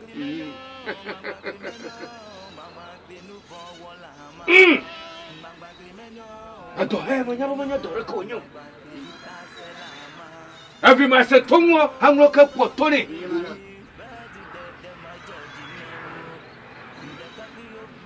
Payosi. Tagba tutu ikebe ma sanwo. Nuku oporo yina yo mo. Ami joji mo ganaro. Tagba tutu mo se won ami joji mo ganaro. Payosi. Ma yo shegbe eton. Shegbe eton ma gbe a. Ngabo na jele nyeze ma. Na ma won chi do na opo. Ma yo ga je ton lie na jele nyeze bi ma po. Na ma won chi do na po. Narira yomo po. Mada kuno lu fofa ble ne ba mi ada ka ko gadio no anya dadi maga banya ba da ni seta mo dan chi. Afo ku mi blavi. Amma kokoga. Avo kaima. Avo kramanya. Jito alo ibo to alo jito. Avo gbagbola avo. Lo vuore ko. Ikoima. Apayosi. Mayo jegbe ton. Attends-les, baba nadia. Payos!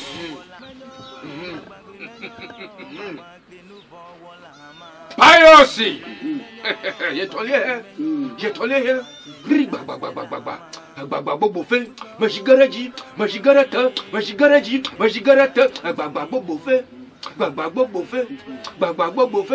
bagba bobo fe, majigarata, bagba bobo fe. Hey! Payosi! Jepo! Ma won ti dopo! Na veli lama, po!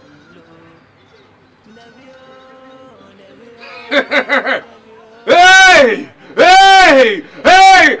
Payosi!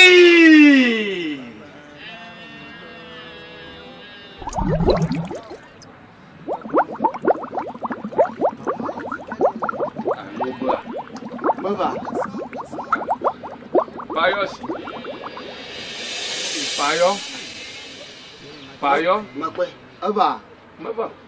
Devant to mulaka no ga yu adui. Payo majolo. Majo. Jangba na trachire Yue, toi yue jeton. Avada. Payosi. Elle a dit au sein, agba. Chodeiga. Nenema. Chodeiga. Payosi! Reka! Payosi! Allez, Nani! Alors, j'ai ton lien, moi. J'ai ton lien, moi. Ma cigarette! Oh! Baba, bobo fait! Yeah! Attends, lien! Bijo! Ma cigarette! Oh! Baba, bobo fait! Ah, Payosi!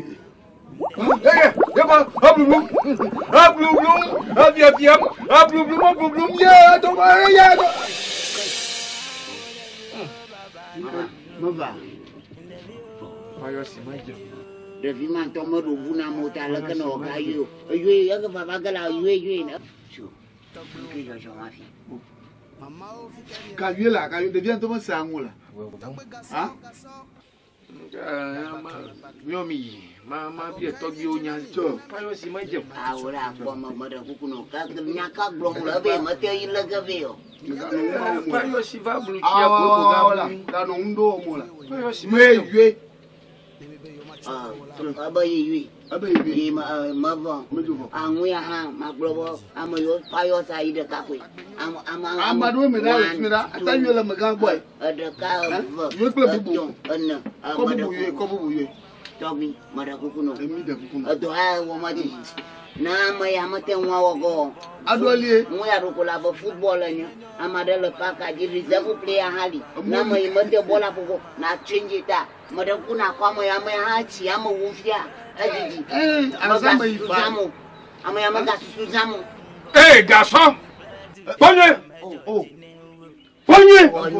Abamonya! Abamonya! Hasike ma chamile pun. Vola. Omo ke mi po. Ya va faire mo don ko heba nyama o le fie goji. Na mi nyama wuwa ka jo fi mi to mi mo wio. Mi to ko fie mi ye. Mi mete fie goji fagare. Afaro donamu. Baba mi jo mi yi.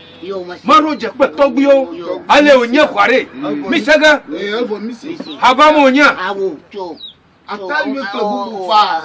Ata yue kle bubu e ko blo. Nata no lo. Nata. Yo kami ga igale ko nye. Mibu. Nemi ya onto ata aja agba po ba ga tue kle bubu. Ma kan. Ne wi ata ba fa. Na we ati sana do e ko blo ni la. Ali mo go gulo na mie. Bora. Haba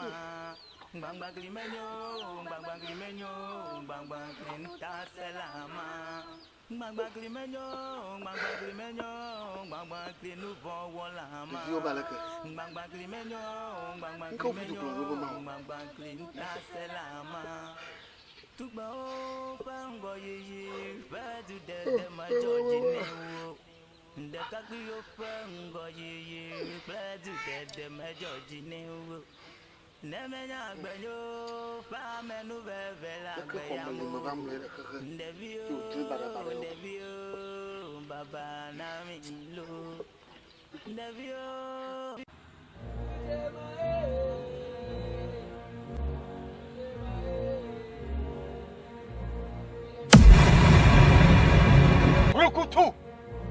Bagbakli! Brukutu! Bagbakli! Bagbakli! Brukutu! Ike grove fia. Brukutu! Bom fia que na fonte. Mas chama, eu como na ematon. Chama a minha louco na ematon. Magada onwochi nyanyamo. Nyaha moto nyedega onyamo. Rekakbi yo le nyeduoma bobona na fie goji. Oyo ma bia nyaro. Shakuna. Fie mo ba mamaru kunawo. Do pe na le. Ne kaji over fie goji ya. Lo no banye jimola, babban maraka malika na bara wuci. Ebe na wenam. O ana rujiwo, nyama wenam. Agbaki ike de fio o wona o. Anya bana afodiketo, afojinako a. Afodike loji, yo bo yo afojinaka, o le kachi no akopi. Agbaki ka si de fio mu. Mama ka ho. Ama manya wo ba wo nyo. Nyanto fini wo nya. Manya wi tai. Mo wo na maro. Ne kama so ne to ma chi ne konchi ra shon chinam inye ma chi ma wo baba ko ni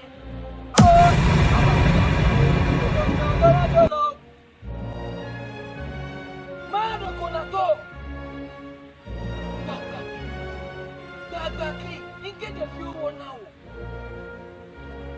inge de fiu o wo na wo ko ga mala ni ale misage yo mya vuga kuya lokwa ya ni ndi siare jimi lokwa ato ogana mi misalare ike hoga tawe ko ko ne wale iwe ya lova akpanu tawe akwe aka ajo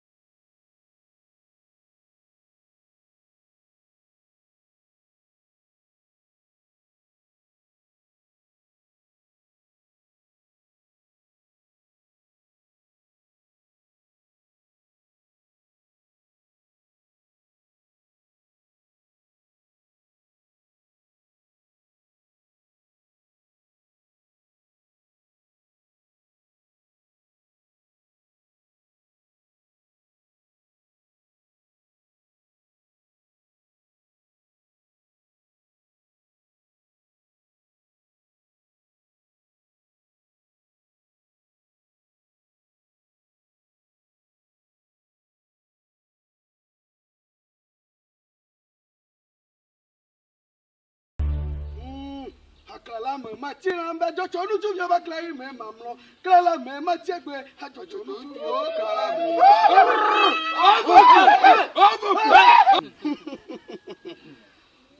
Klomaja trukwe jak pawde potore chakli tumo go ko lo hila mbas magete ka aba ko go sa ko de ko ba de so nyamla ko de ka jen ko ba chogbe ko jankra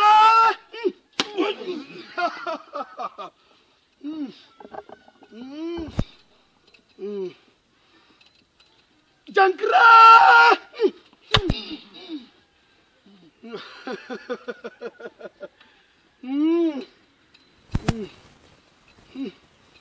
Jankra o kala me masie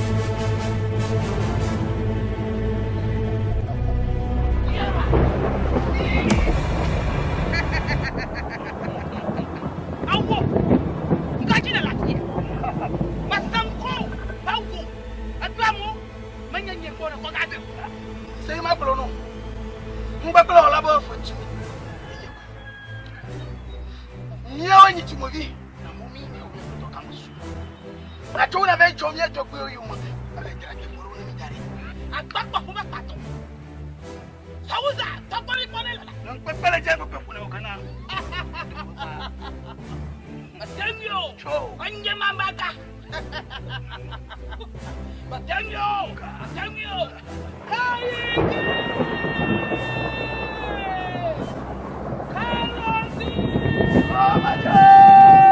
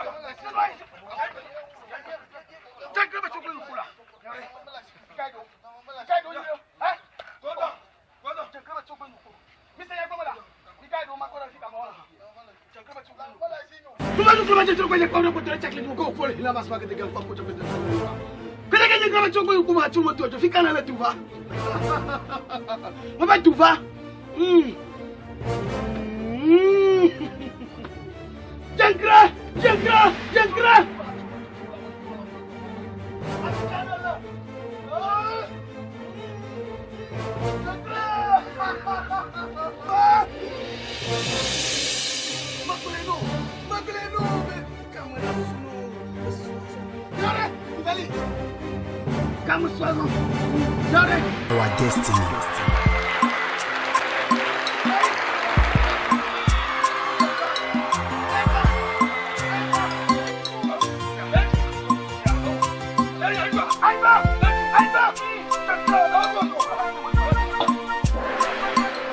Bagli menyo,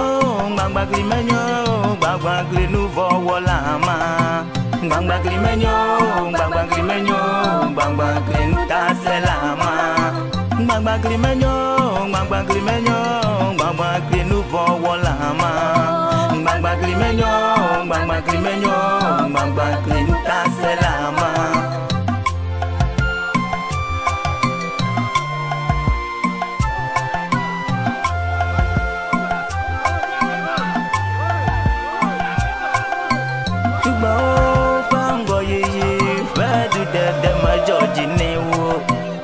Kakbiyo pengo yiyi pledu de mejo jinewo nemenya agbenyo fa menu veve la gbeyamo ndevio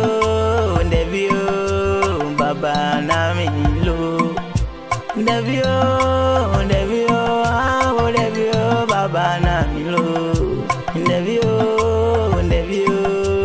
baba na mi lo au Togbe Mama o fi kemiele Togbe gaso Babakli Ago kaimye jenami Yemi mati cho kemio Minami le fukwe malea Minyabe nouveau mbe fetula Kuye wonye Yemi be yo ma chokola Ke togbe o Ole mi akon Minoji Ao agbenyo Dibolo Ingbavon Togbo le miabavo wapom Wahona migodo Baba Imagine Films Production Bagli nouveau wolama. Bagli ntaselama. Bagli nouveau wolama. Bagli ntaselama. Bagli nouveau wolama. Bagli ntaselama. Bagli nouveau wolama. Bagli